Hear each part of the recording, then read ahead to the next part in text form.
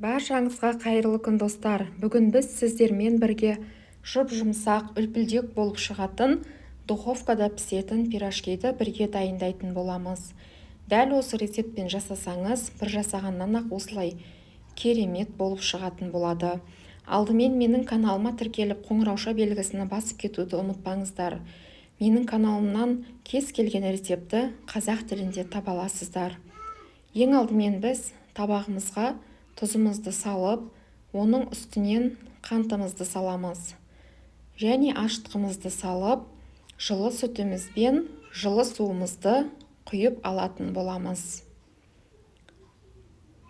Сәл ғана араластырамыз, венчикпен немесе шанышқының көмегімен араластырып, бетіні жауып 3 минутқа қойып қоямыз. 3 минуттан соң ашытқымыз осылай көтеріліп шығады. Тағы да жақсылап араластырамыз. Оның үстінен жұмыртқамызды жарып салып, және сұйық майымызды құйып, біркелкі болғанша тағы да жақсылап араластырамыз. Енді оның үстінен ұнымызды салып, қамырымызды илеп алатын боламыз. Менде төменде барлығының мөлшері описанияда жазылған, сол жерден қарай аласыздар. Қамырымыз осылай жұп-жұмсақ болуы қажет, яғни қолға жабысар, жабыспас болады. Қатты болып қалмауы керек. Табағымызға азғантай өсімдік майын салып, осылай жағып, қамырымызды салып, бетіні жауып, 40 минутқа қойып қоямыз, яғни қамырымыз көтеріліп шығуы қажет. Біз оған дейін арасына салатын салмамызды дайындап аламыз. Бізге 2 жуа, 2 сәбіз және орамжапырақ қажет болады. Ең алдымен сәбізімізді теркадан өткізіп алатын боламыз. Не осылай жұп-жұқа етіп өткізіп алдым. Енді орамжапырақты ұзындау, жіңішкелеу етіп турайтын боламыз. Мен осылай бірнеше бөліктерге бөліп алдым. Сонда турауға оңай болады. Сәбізбен орамжапырақты бірге үстінен тұз, 2 қасық паприка, қара бұрыш және қызыл бұрыш салдым. Енді сәл ғана араластырып жіберетін боламыз. Қызып тұрған сковородкаға мен азғантай өсімдік майыны осылай құйып алдым. Оның үстінен жуамызды салып, сарғыш түске кіргенше қуыра бастаймыз. Не жуамыз сарғыш түске кірді. Оның үстінен мен 2 шай қасықта осылай томат салып алдым. Енді сәл ғана араластырып, үстінен жаңағы сәбізімізбен орамжапырағымызды салып, қуыра бастаймыз.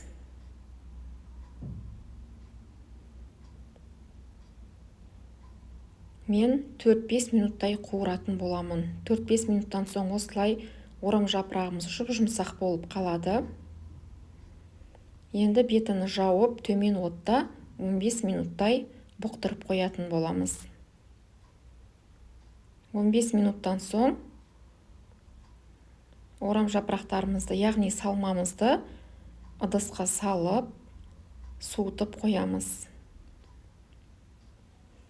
Біздің қамырымыз осылай көтеріліп шықты достар. Қараңыздар, жұп-жұмсақ, өте керемет қамыр болды. Енді қамырымызды алып, жақсылап қолымызбен тағы да 2-3 рет осылай илеп аламыз. Ұзындау етіп, бірнеше бөліктерге бөліп шығатын боламыз.